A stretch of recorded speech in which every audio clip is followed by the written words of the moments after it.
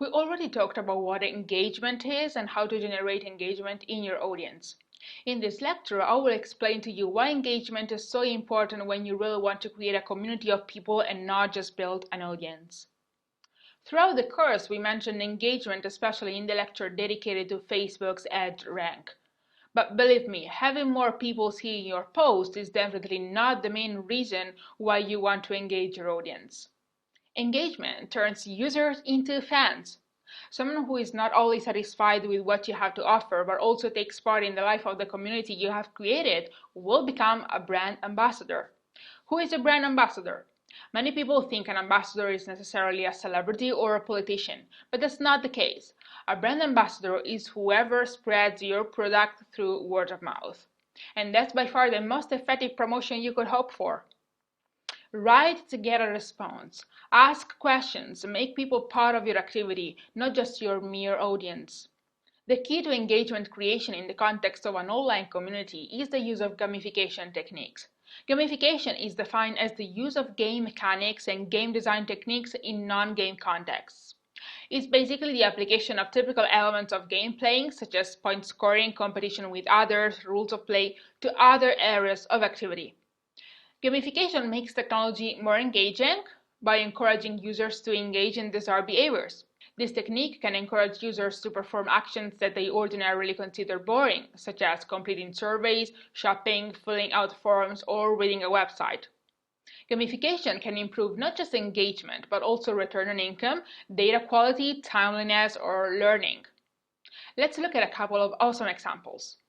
Mobile operator O2 developed a gift-gab game in 2010. gift-gab is a mobile phone service provider with a very unique business model. The idea is that every service provided by gift-gab is done by the users of its community, from sales to customer support. You become a member by simply purchasing your gift-gab SIM card. When you request support at their forum and a member supports you, he gets points. After accumulating points, you can convert them into cash, which can be withdrawn or donated to charity. People do their best to achieve a certain goal. They add value to the community. And you know what? The value they provide will help empower all the other members. Clearly, this is very hard to do without a self-hosted platform, but you get the point. You can have a scaled-down version of this to start off with. Let's look at an example that is only based on traditional social media. In 2013, Audi launched their new A3 car. In the first half of the year, a truck drove through South Africa carrying a brand new A3 Sportback. The truck's final destination will be whichever city in South Africa generated the most tweets. Once there, 3 randomly selected tweeters would have the chance to exchange their own car for the new A3. At the end, 50,000 tweets guided the truck to Johannesburg. Within 5 hours of launching the campaign, Audi South Africa was trending on Twitter, which is amazing exposure for the company. Don't get discouraged by the fact that these companies had large budgets to invest to provide for great prizes for the users.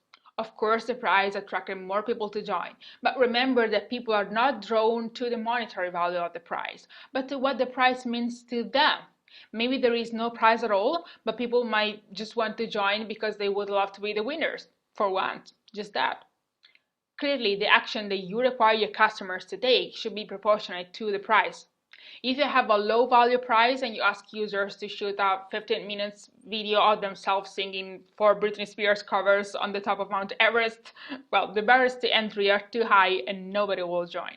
Conversely, if the prize is really valuable but people just need to like one of your posts to win, that's probably not going to work either, because users will think, I'm sure millions of people already joined, so I'll never be the one winner. So don't make it too easy, but not even too hard. Be reasonable. Online, you can find many tools that can help you launch and run successful contests on social media. However, my favorite one is kickofflabs.com. It lets you create a free landing page for your contest, a very easy one that helps you collect email addresses and grow your email list. Don't worry, we'll talk more about list building in the next lectures. One last fundamental tip about contests. Check your country regulations, especially if you plan to give away a large prize. The winner might be subject to taxation, for example. Check out the resources section for some useful links that will help you find information about this issue. Now, be creative and have fun.